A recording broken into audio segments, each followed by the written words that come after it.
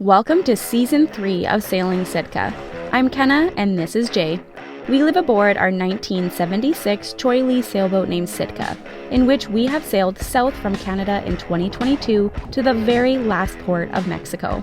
This season, we are finally exiting Mexico and taking our boat further through the Panama Canal and into the beautiful Central American waters. So hit that subscribe button and follow along, as this season we are sailing as far and wide as possible. You guys you make this happen, and we couldn't do it without you. So thank you so much for tuning in to this week's episode of Sailing Sitka, and I hope you enjoy. Good morning from Linton Bay, Anchorage. We are sitting pretty here, but we are on a 1-week countdown now until Sitka gets hauled out. So we're gonna start grinding away at some projects, and we're obviously gonna bring you guys along. So I hope you enjoy. Alright guys, well, it's finally that day. We're like 6 days away from our haul out date now. So we're gonna start getting Sitka ready. So we already did the mizzen like a week ago. And now I think it's time to do the main. It's a little windy today, but not too crazy. Every year it's kind of always like, oh yeah, how do we do this again? I mean, we know how to do it, but there's always like tricks to everything. And True. Yeah. Oh, of course the wind picks up. Yeah, it's a little windy, but it's not too windy for the main. Our main's pretty small, and because we're at anchor, we're just going to point it to the wind. So when all we're doing is raising it and then taking this part off here, which allows all the cars to slide out the slides. So this is the starboard side of our lazy jack setup. So basically it's just a line that goes up through a turning block and then goes down to stainless steel rings, and then they're split in two. And this is like really easy to do. Like, it doesn't cost much to do. Stainless steel rings are like $3 a pop or something. You can build this yourself for like very inexpensively. There's good tutorials online on how to make it and how to calculate how much you would need for the size of sail you have.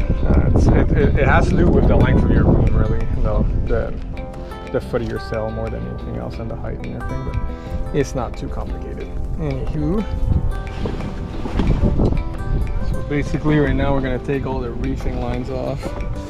It just involves pulling it through basically the clutch cassette here, and then so we're going to take our line off of here, obviously.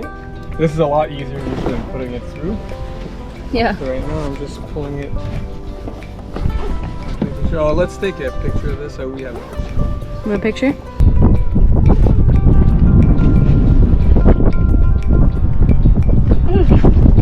Actually, we don't have to put this in. No.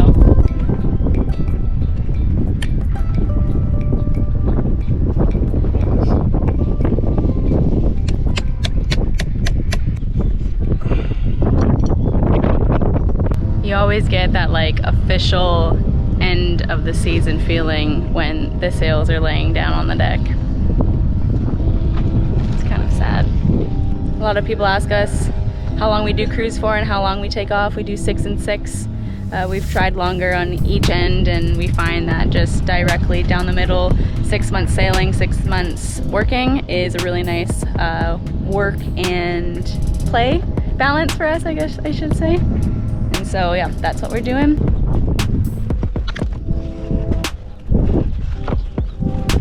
Taking the battens out. I don't know if there's one. I think there's one more.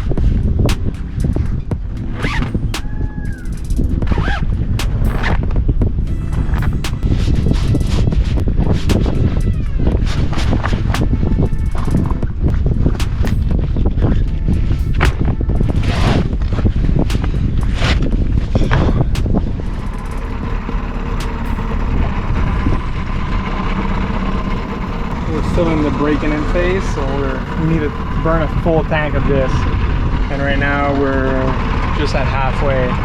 So right now it's 25 to 1 instead of 50 to 1. So that means there's a lot more oil. So instead of 25 parts of gas for 1 part of oil, or sorry, instead of 50 parts of gas for 1 part of oil, right now we have 25 parts of gas, 1 part of oil. So half the amount of gas per oil, so twice the amount of oil basically.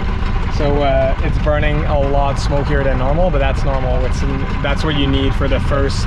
They say once you're done burning the tank that comes with it, which in this case is 6 gallons, or 5.5 US, 5.5. Oh, it's actually 6.6 US gallon and 5.5 imperial gallon. Anyways, when you're done burning this tank, then you can go back to the regular 50 to 1. So then it's going to be a lot less smoky. This, to be honest, is about smoky like our old one was at 50 to 1. So it's going to be interesting to see how less smoky it is when we actually burn it at normal fuel. And because it's brand new, well, we let it idle quite a bit. So we don't run it right away. So we turn on and we wait about this time, and then we put it in gear and we start going. Sitka looks naked without her mainsail. Just put that out. Look at her.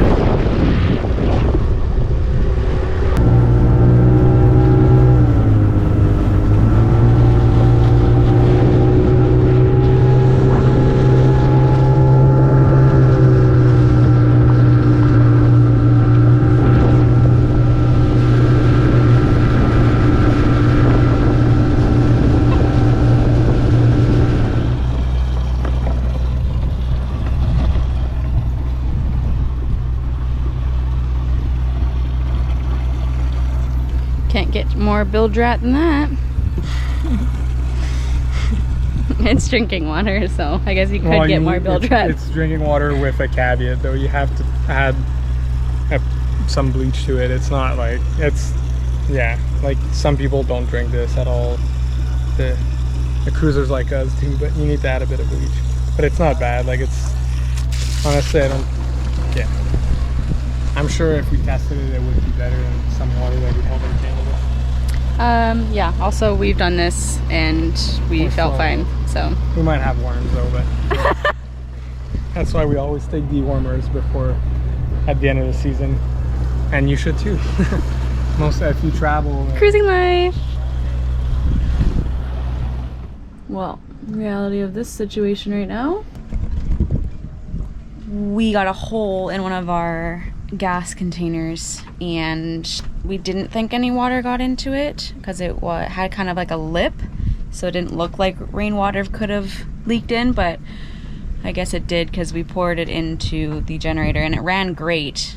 But this is the second time after pouring that gas in there and now it's not going, so the jets are probably clogged and there was probably water in it. So oh my god, now we have to clean it out, which was not on the schedule for today.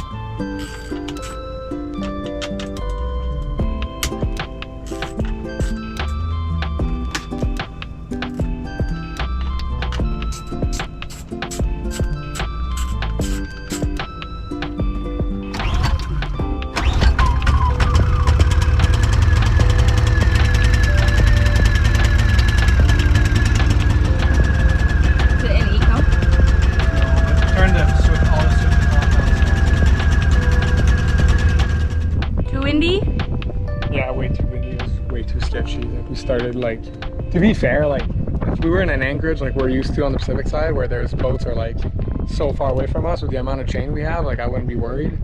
But there's so many boats close by that we were getting like we didn't get anywhere dangerous, but we only had like half the sail out, and it was already sketchy, so there was no way. We were all the way the frick over there. There's no way we would have fucking pulled that thing out. It would have been stupid.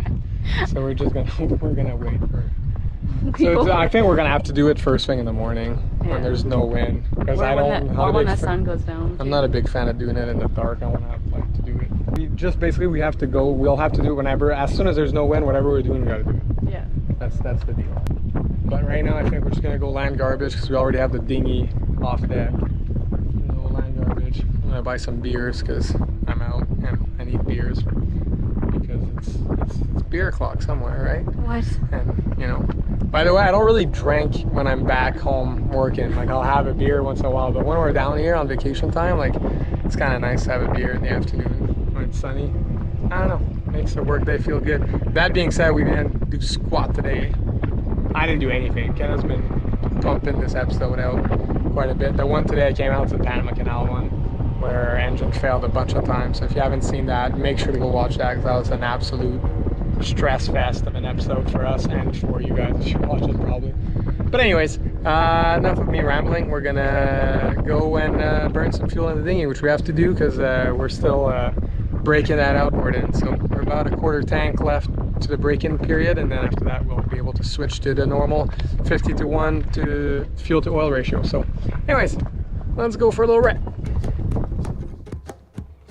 As our time in Linton runs short, we've been powering through the never-ending to-do list, slowly but surely checking off things as we get Sitka ready for her stay on the hard. Jay was right. Nothing hits quite like a cold one after a full day of sweaty work in 30-degree heat. So, comment the word beers down below if you've watched this far into this week's video. Bonus points if you're sipping on one right now. It'll make us feel less guilty. And just when we thought we were finally done with the day, the wind decides to quit on us out of nowhere, but only long enough for us to throw down the Jenny. You guys won't believe this, but we just put the genoa down, but we couldn't even film it because we did it in like 20 seconds because there's wind gusts, so we had to do it in a lull, and we just did it just now. And we timed it so good. It was so perfect, but unfortunately not on film. Sorry about that. Yeah, sorry. But sometimes can you? Yeah. All right, well, it wasn't easy, but we got it as good as we could on the side deck here. Yeah, wrestling 130% genoa left foam and the like rollers, like this stuff here, makes it really hard. It makes it really awesome when you're furling it and keeping the shape, but folding it on the deck is sucks. I mean, last year we did it at the marina and that was super easy and nice, but we don't have that luxury this year, so. And also we're racing against the clock of darkness. Yeah, there it is. And before we couldn't do it before that because it was blowing, and then now it'd be too windy to do at this Anchorage, but we had like a lull and we literally had 30 seconds and we did it. Yeah, so that's good. Anyways, we're gonna fold this. I'm not gonna film it because it's gonna be horrendous and I don't want you to judge me. All right, internet. So we'll catch with you guys later. Oh damn, it's Sputnik. All right, it is the next day and we are taking all the running rigging and blocks off for the genoa.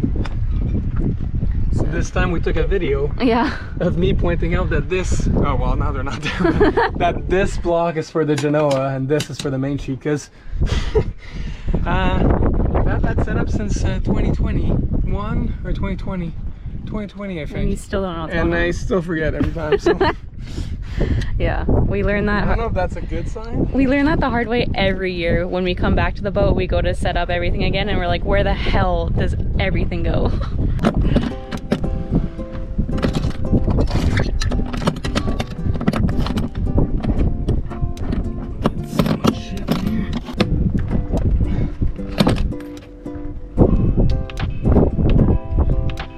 Also, right now you should fill that orange bucket there with a bit of water.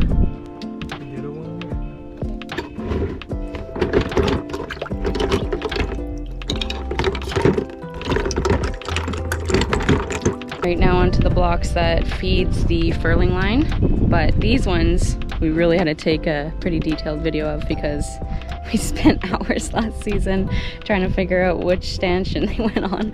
Yeah, it's not only what stanchions they go on, because these, like, a lot of times I can almost figure that out, but it's because there's marks on them almost, because they've been there for a while, but we take them off every season, but they still leave a bit of marks. But it's knowing what type of block goes where. I know the ratcheting block is the last one, but I'm like, I always forget like the orientation. Like if these guys, because we have like three different kinds of them, and it matters quite a bit.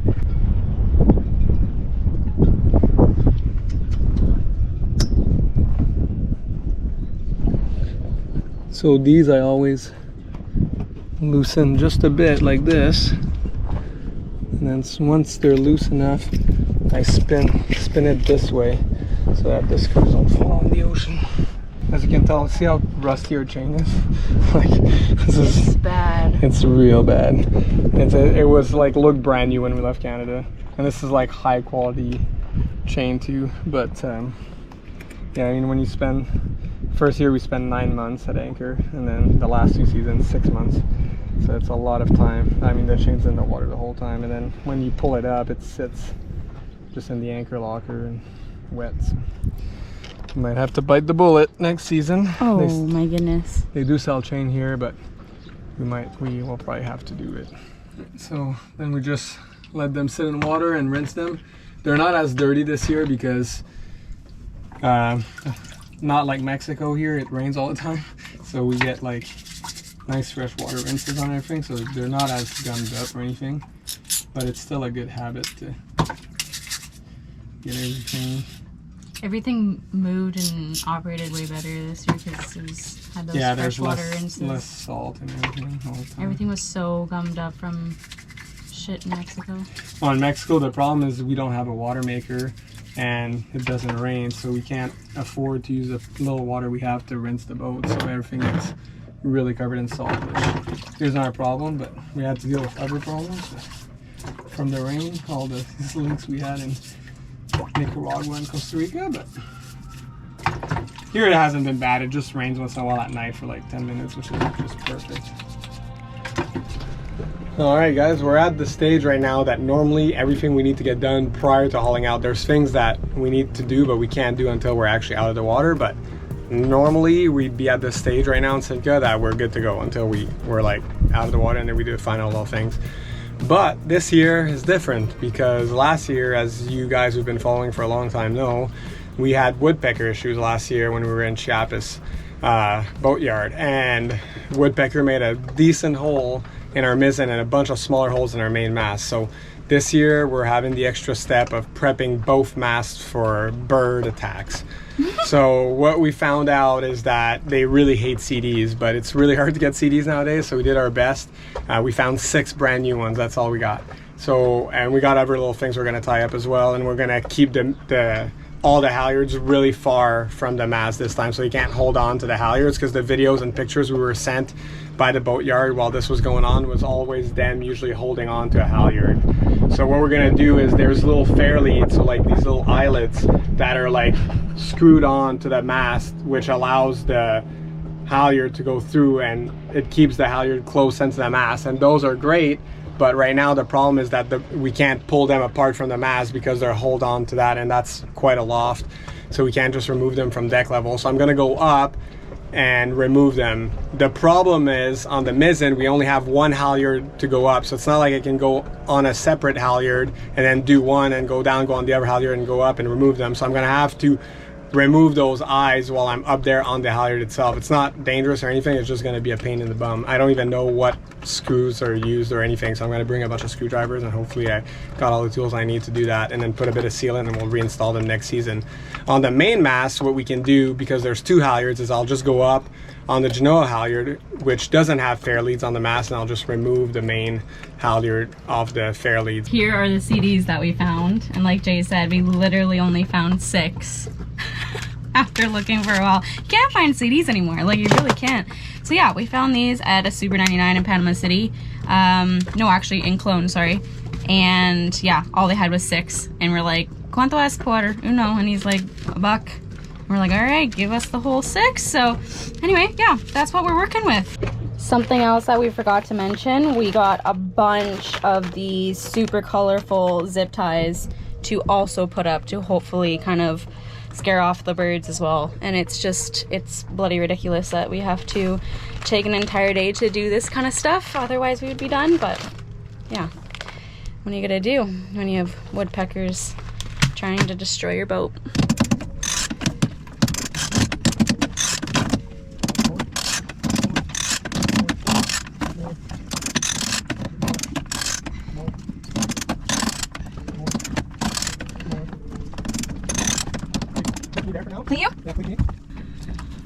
Nothing is more terrifying than sending the person you love up the mast on a non-tailing winch.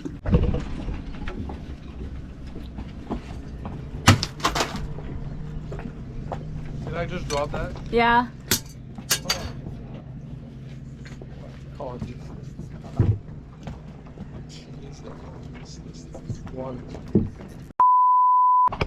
Was that a hell no there, Captain? Yeah, like literally, like if I ever want to have kids in the future, like I can't be up there right now. It's just brutal.